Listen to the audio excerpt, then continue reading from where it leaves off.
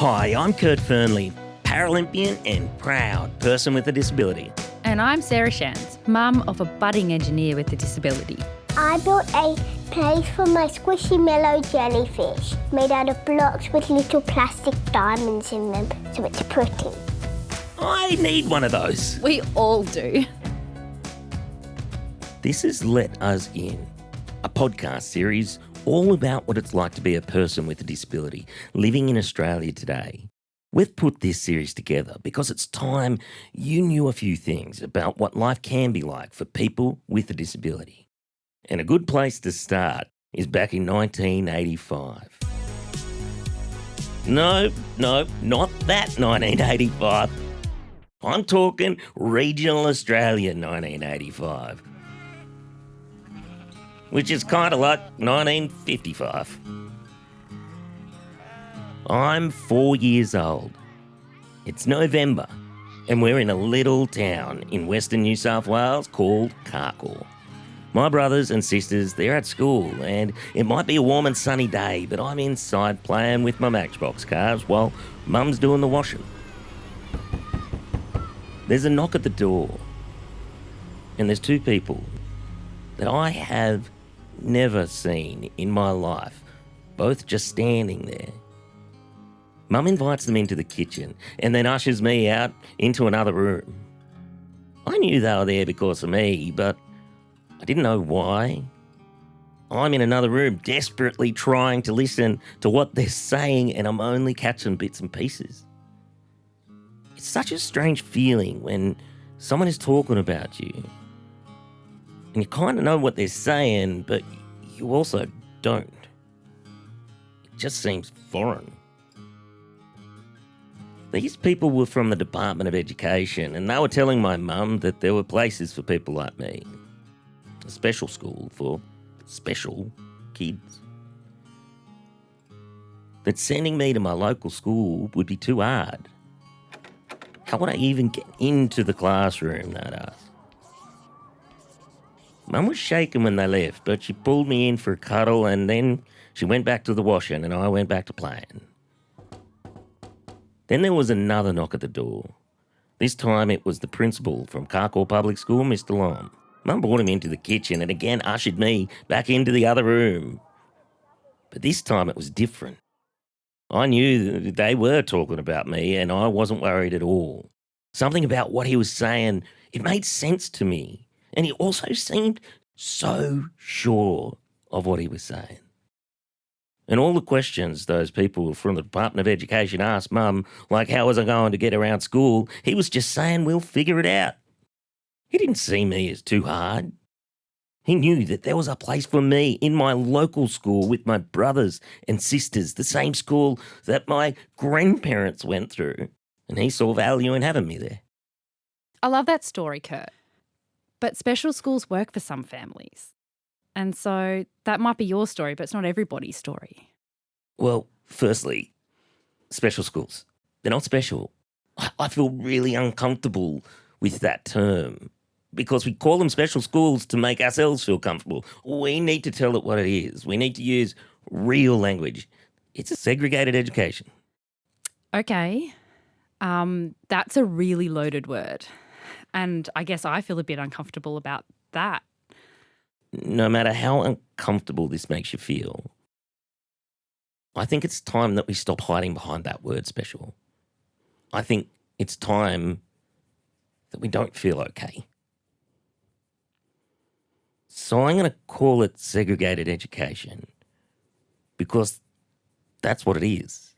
And I'm not calling it segregated education to offend you or to disrespect the incredible work that the teachers, principals and support staff do at these schools every single day, or the very real challenges that led a parent to this choice. It's not that at all. Okay, so what is this about? I think it's time that we demand that we do better by our children and young people with a disability. Because no child should be made to feel like they are too hard or that they don't belong. And those very same conversations that we have today, they were had about me 35 years ago. Or you may see that I'm easy, right? I'm the easy case. It wasn't the easy case in 85.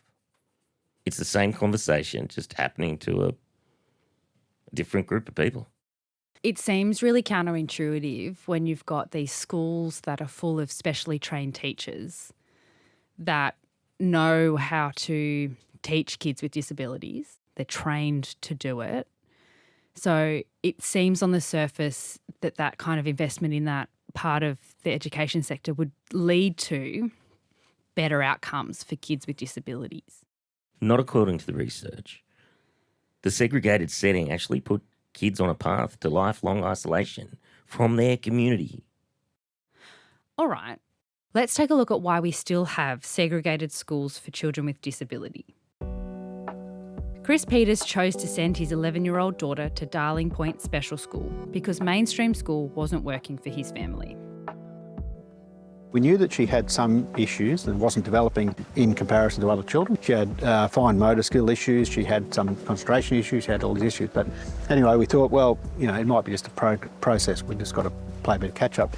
And anyway, she was at that school until we got to the point where she was one step from being removed from the school because she was so disruptive.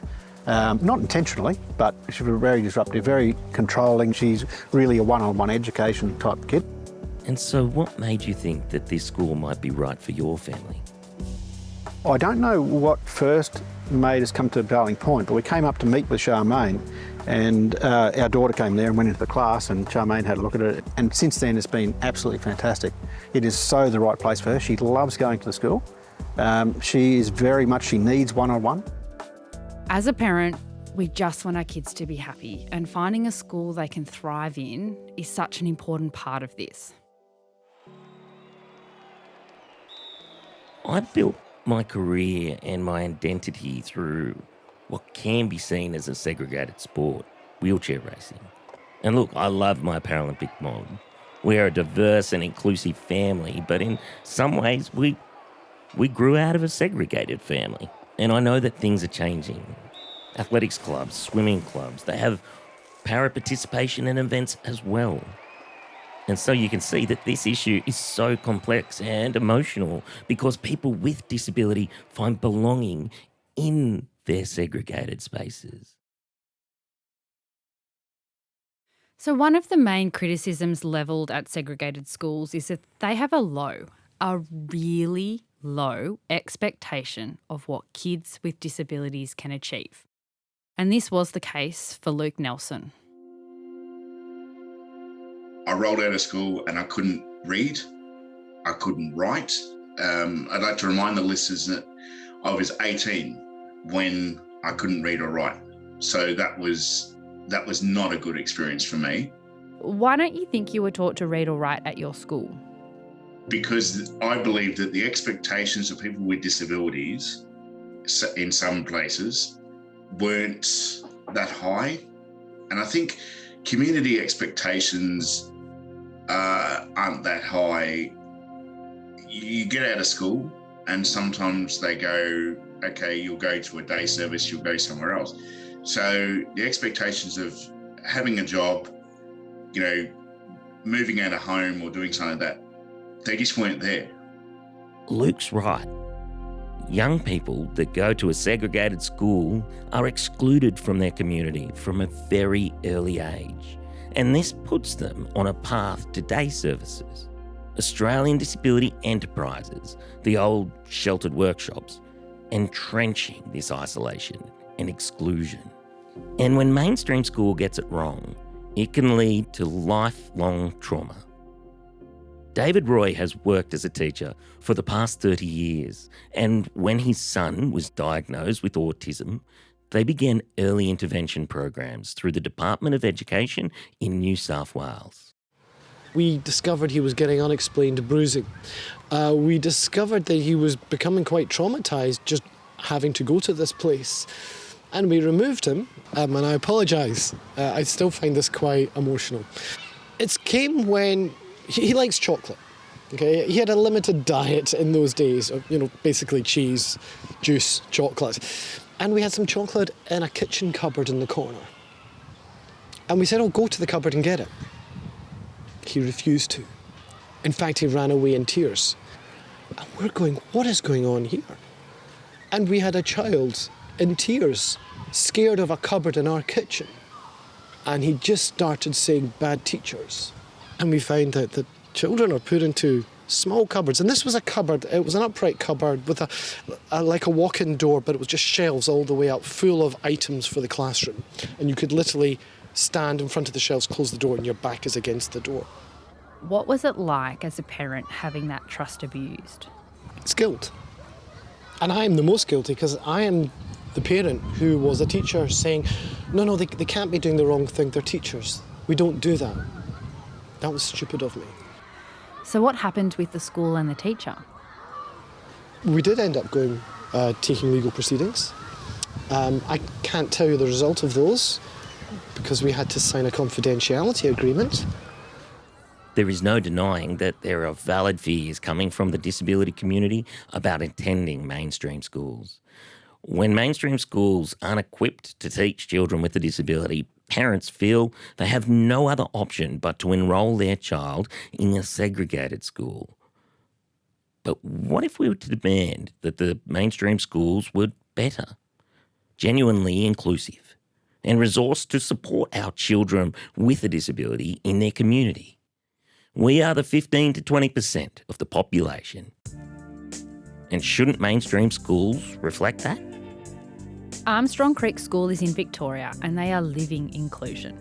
This mainstream school has over 600 kids and 13 to 15% of the students have a disability.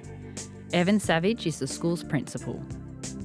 We're very lucky with the new school. A lot of the environmental things have been done for us, but we think about the instruction, so how we teach, what needs to change, what's different, what is it about the curriculum that's hard to access, the environment, and then the last thing we would focus on is what is it about the student or the learner that might be inhibiting them from being fully included. A school would say, you know what, if only we could do this, we would be able to support that child better.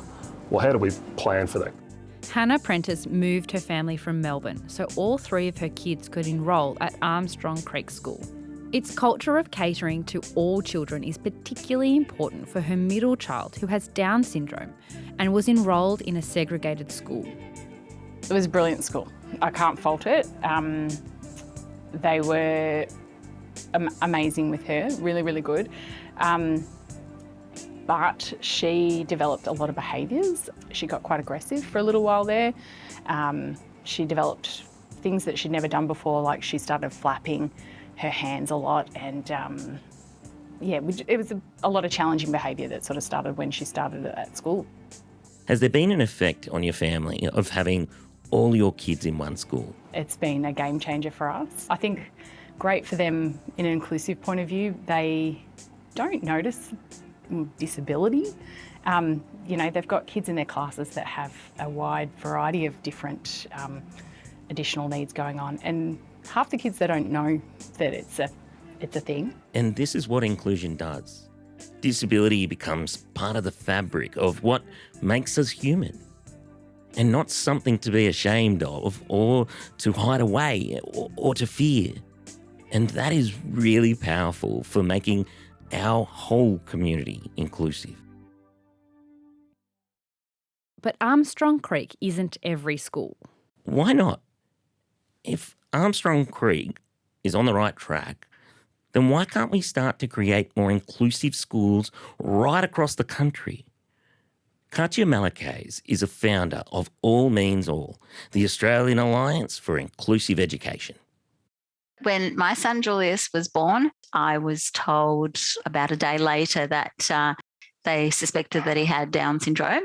I immediately started to ask the nurses in the maternity ward for recommendations about the best special schools they knew, in my area, etc.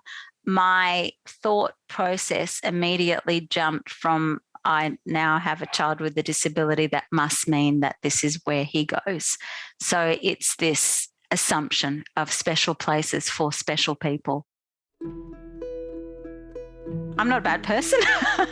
I was a pretty ignorant person, and that is like ableism. There are different ways to define it, but it reflects the belief systems that we have about people whose bodies and brains don't conform to a certain idea. Now, I was pretty lucky that I had people around me that started to challenge that, and I'm also sort of quite curious. So then I started reading a lot, and I was shocked. I tell you, I was shocked to discover that the practice of actually separating out people with disability, does not have any support in terms of, education research. So the practice of segregation is not evidence-based. It is a historical practice.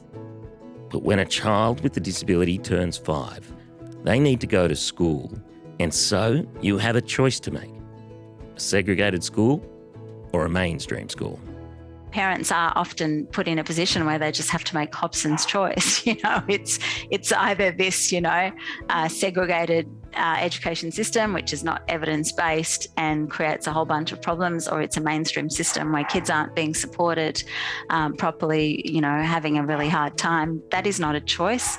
But what disabled people and advocates are fighting for is actually for an inclusive education system that we don't have yet. So what would creating an inclusive education system look like? So we're talking about transforming the education system to make schools genuinely inclusive of diversity and difference, not just for students with disability, but for other groups as well that have been traditionally, marginalised in education systems as well. So what do young people think? Margarita has worked as an advocate for children and young people with disabilities, and thinks co-design, or asking people with disability what they think the solutions are, is the only place to start. Where I think co-design can really kick off and really have an impact is in policies, in training programs, in government advisory, in all of those foundation things that build the structures and build schools to then be supportive of students with disability. But I also think that within schools, co-design means that you can have meaningful participation of students in the way that they are in that community. So what is stopping the education system from being genuinely inclusive? David Roy again. I will say some of the mainstream schools are fantastic. Yes, there are segregated settings, both within schools and as separate schools. One of the reasons we have those is because the mainstream system is not built to include. So yes, I understand why parents go to these segregated settings and want them, because it's the safest place for their kids to be, even though we also know that segregated settings is where abuse and discrimination is more likely to happen. But it's hard. Everything is a barrier. While ever there's a release valve out there that is the segregated setting, we will have segregated schools.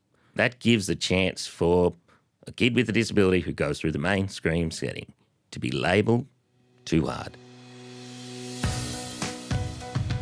For more Auslan versions of the podcast series Let Us In, subscribe to the ABC Australia YouTube channel.